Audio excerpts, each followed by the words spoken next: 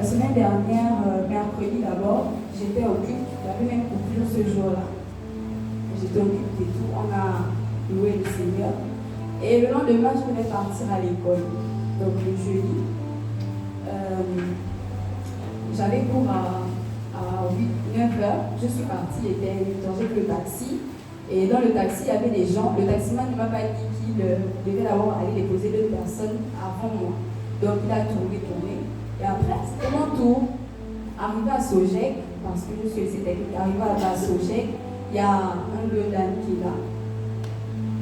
Et donc, il n'a pas vu le Leudan. Il est venu à vive allure parce qu'il n'y avait pas de circulation à ce moment. Il voulait aller direct, il fonçait. Et il n'a pas vu le Leudan. Il est passé sur le Leudan, donc la voiture est montée.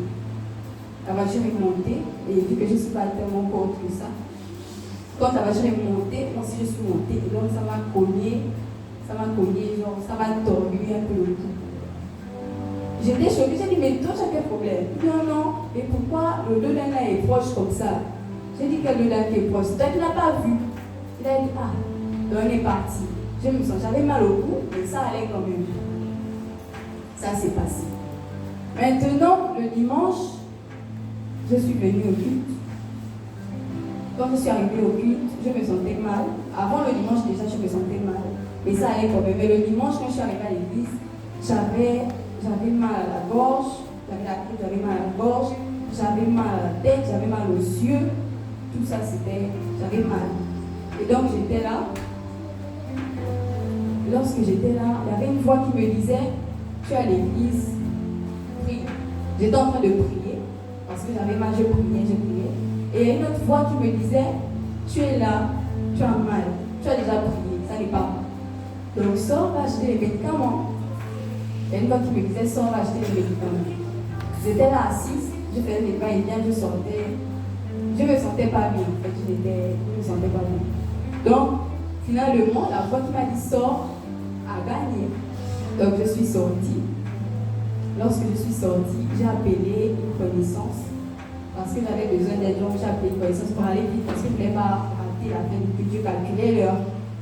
J'ai dit, s'il te plaît, est-ce que tu peux venir? Parce que je ne sais pas dans quelle pharmacie, je me demande, je ne sais pas si les pharmacies sont ouvertes. C'est là qu'il est arrivé, il m'a prise et on se dirigeait en pharmacie. Avant ça, il m'a demandé, mais toi tu vas manger, tu veux prendre les médicaments et tout. Je dis non, je ne vais pas manger. Donc on devait aller à la boulangerie, on est parti à la boulangerie de l'aéroport. Et à la boulangerie de l'aéroport, au retour maintenant de la boulangerie, on voulait maintenant aller en pharmacie. Quand on voulait aller en pharmacie, il voulait prendre une ruelle.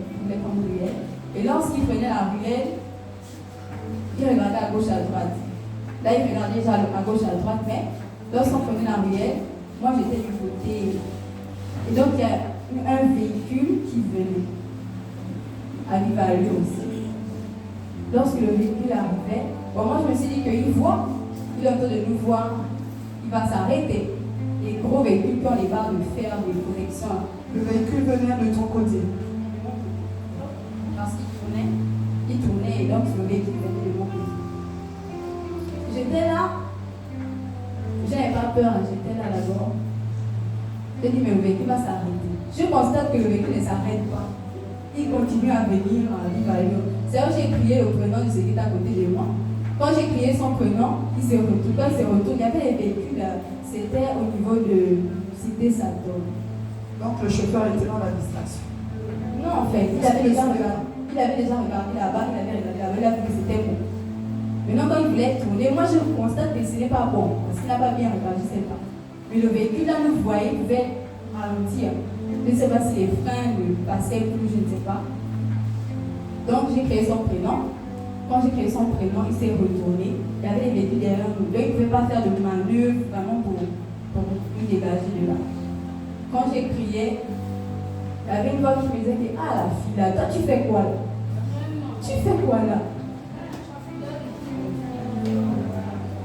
Prise entre plusieurs hommes. Alléluia. La voix me disait, mais tu fais quoi là aussi? Et là, le véhicule venait. Quand le véhicule est arrivé, je ne sais pas comment ça s'est passé, mais il y avait une concession, il y avait une barrière. Donc le véhicule est parti cogner la barrière. Ça a quand même cogné le véhicule où j'étais, mais je pense que ça devait quand même bien rentrer. Je ne sais pas ce qui s'est passé, mais ce n'est pas rentré. Ça ne nous a pas touché comme ça devait nous toucher, parce que je sentais que ça venait vraiment nous toucher. Et moi, ça devait me prendre. Je devais d'abord à mourir même. Donc, le véhicule a cogné le capot et il y avait un plaque qui a sauté et les feux de l'avant qui se sont cassés. Et c'est parti rentrer dans la barrière de tout. Ça a cassé le mur. Ça a cassé un gros mur. Et le véhicule là, c'est froissé, c'est plié. Et quand ça s'est plié, tout le monde était choqué, tout le monde regardait qui est mort. C'est là où celui qui était avec moi, il est descendu, il est parti faire le constat, il regardait tout. Mais par la grâce de Dieu, son véhicule n'était pas touché comme ça devait être touché. Et j'étais là, j'étais choquée, je ne pouvais même pas bouger parce que le véhicule là venait carrément nous prendre. Je ne sais pas, c'est la main de Dieu qui a fait en sorte que le véhicule n'a pas cogné le mur. Parce que le véhicule venait rentrer sur nous. Et le taxi et le véhicule, quand on regarde, forcément, nous, on devait partir. Amen. Ceux qui sont venus voir, ils sont demandé, mais qui était dans le véhicule? Ils ont vu que c'était tous deux, on était dans le véhicule. Ils m'ont dit que, ah, toi, tu as la chance, tu as la grâce. Je devais moi, est-ce que tu sais que tu devais mourir là où tu le suis? L'autre là-bas me disait, oh non, mais est-ce que tu sais que ça, c'est ton année? Tu vas prier pour l'année, c'est ton année, parce que là, tu devais mourir. Oh. Donc, c'est pourquoi je viens rendre grâce à Dieu. Parce que je suis là debout ce matin. Il m'a épargné de 2 accidents. Voilà pourquoi je viens rendre grâce à Dieu. Et aussi, je viens exhorter, si on peut dire ça comme ça.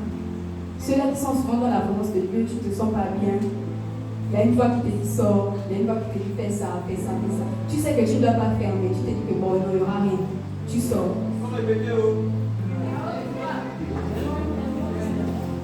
J'aimerais vous dire de ne pas écouter cette voix.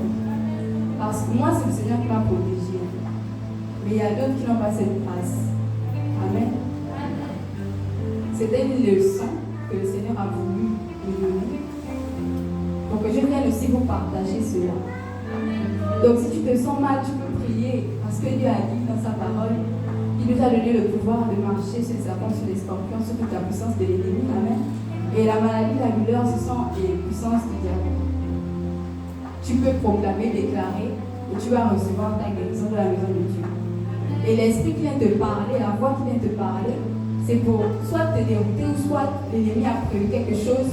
Mais vu que tu es dans la présence de Dieu, il ne peut pas agir là-bas. Il veut que tu sortes. Amen. Donc je vous exhorte à ne pas écouter ces voix-là. C'est pourquoi ce matin je rends grâce à Dieu pour la vie qu'il m'accorde. Amen.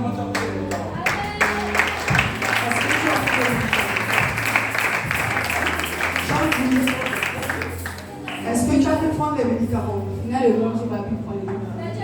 Tu es guéri. Je suis guéri.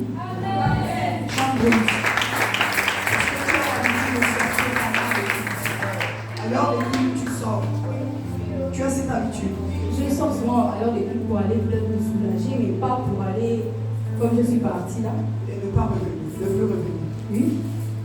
Alléluia. Il n'était pas à l'église. Alléluia. Je crois que papa nous l'a souvent interdit. Il y a même les grandes personnes le font. Ils sortent avant la fin du culte, avant la fin de la prière. Et papa nous a souvent interpellés. Je pense qu'il nous a même déjà fait témoignage d'une femme, une dame qui est sortie du culte et allait trouver la mort dehors. Alléluia. Il n'est pas bon de sortir de la présence de Dieu, aller faire ses courses et faire autre chose. Alléluia. C'était une exhortation. La sœur chante. L'exhortation du Seigneur.